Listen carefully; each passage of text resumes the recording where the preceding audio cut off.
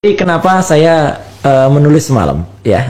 Saya menulis malam tuh pertama kali kaget karena begitu kita lihat siaran langsung ya, pengumuman yang oleh Ketua KPU Hasyim Asyari itu, saya pertama kali sudah langsung curiga begitu dia membolak-balik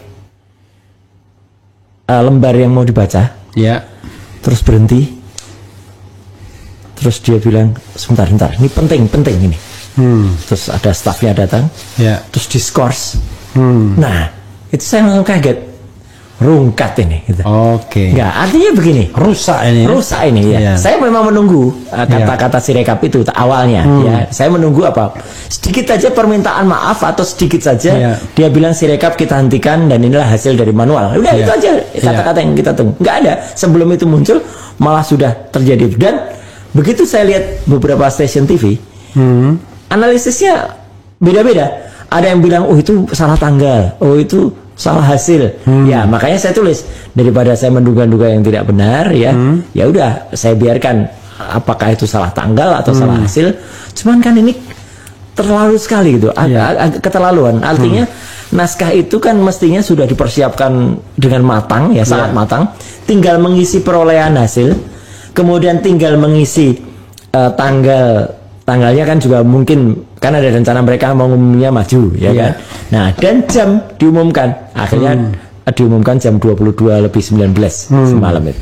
Kan itu yang dilakukan. Kenapa sampai kemudian harus diskors, dan skors itu pantaslah menimbulkan pertanyaan besar bagi masyarakat. Apalagi dengan intonasi yang terbata-bata tadi kan. Iya, dan awalnya dibolak-balik terus. Dan menurut saya ini dia kan seorang ketua KPU ya.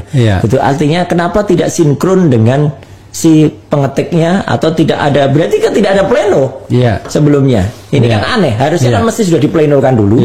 Hasil dari pleno KPU itulah yang dia baca. Nah, dari situ saya udah melihat ini rungkat sekali gitu ya. Ada rusak yang pertama. Yang kedua, ketika secara dari kata per kata saya ikuti dari awal sampai akhir, saya memang, kalau orang ada yang bilang, Mas, Anda kok terlalu mempermasalahkan si rungkat sih gitu. Kok si rungkat? Sirekap. Jadi salah kan? Ini beneran salah kalau si Sirekap sih gitu. Toh itu kan hanya alat bantu. Loh, iya memang alat bantu, tapi itu alat bantu yang vital. Dan alat bantu itu memang sejak awal lah dia yang digunakan untuk mendrive pikiran kita, mendrive hasil. Bahkan benar-benar sempat digunakan ketika perhitungan manual berjenjang itu tidak bisa diakses oleh masyarakat. Jadi itu penting, apalagi ada penggunaan anggaran negara di situ. Apalagi ya temuan-temuan selanjutnya, servernya di luar negeri, kebocoran data, kemudian ada perusahaan Cina terlibat. Ya, kemudian ada indikasi dia mematok angka tertentu untuk 01 dipatok 24, 02 di-upkan sampai 58, 03 dipatok hanya maksimal 17. Nah, dan itu bukan temuan saya saja, Mas.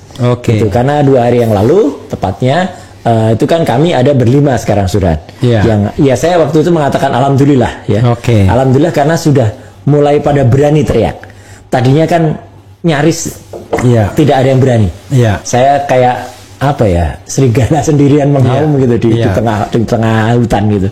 Cuman kan ya mulai satu persatu ada Bu Leoni Lydia, kemudian ada Insinyur Hasrul Anas, kemudian ada Dr. Sugianto dari Surabaya, dari UNER, kemudian ada yang dari ITB juga, Pak Edward dari ITB, kemudian saya. Gitu. Sementara ada satu ada juga Pak Agus Maksum ya kan, meskipun lebih melekat ke paslon gitu, bukan ke independen. Dan jadi, dia bicara DPT jadi menurut saya gini, ini temuan tentang teknologi dan temuan tentang digital evidence, bukti-bukti digital, sampai pada kesimpulan kita bahwa itu bukan hanya alat bantu untuk kecurangan, tapi sudah digunakan untuk tidak kejahatan.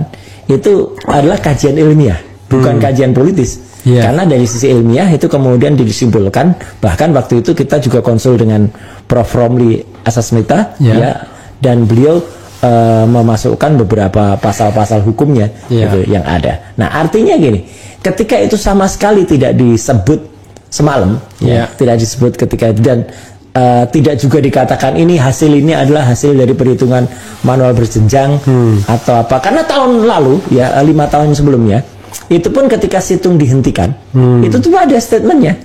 Ya perhitungan elektronik terpaksa kita hentikan ya karena sudah kalah cepat dari hitung manual. Nah, jadi mereka mengakui KPU yang sebelumnya. Kalau ini kan tidak ada pengakuan sama sekali. Dicuekin sama sekali. Iya, tidak ada pernyataan. Tapi jangan-jangan benar.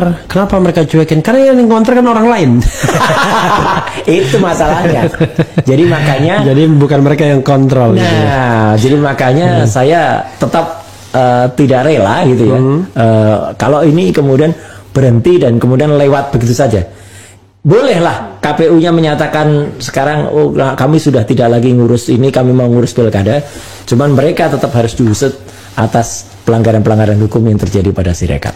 Nanti saatnya saya akan pertemukan dengan ahli IT yang memang punya informasi tentang Sirekap. Bagus. Jadi ada orang yang pernah datang ke sini, tapi nanti saya kenalkan sama Mas Roy. Siapa tahu nanti tambah memperkuat. Dengan senang hati. Gitu.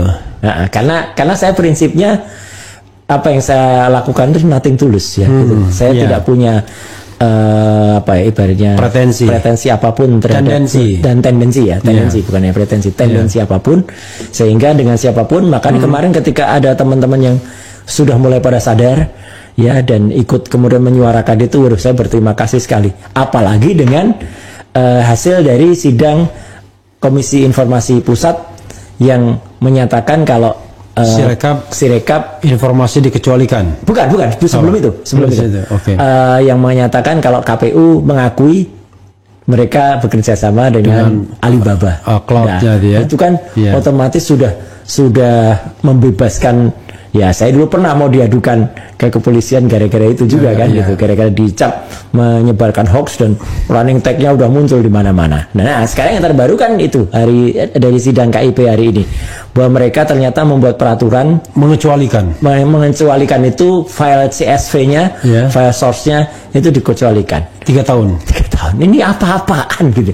Untuk menyelamatkan diri. Lah ya, itu kan nggak ada dasarnya. Kenapa 3 tahun? Karena 3 tahun mereka udah ganti. Nah, makanya itu ini kan udah ganti. Dasar hukumnya kan benar-benar nggak masuk akal, ridiculous banget gitu loh. Konyol sekali gitu loh. Hal kayak gitu ada dan itu tanda tangannya oleh ketua KPU sekarang gitu kan. Saya udah lihat berkasnya. Mas Roy.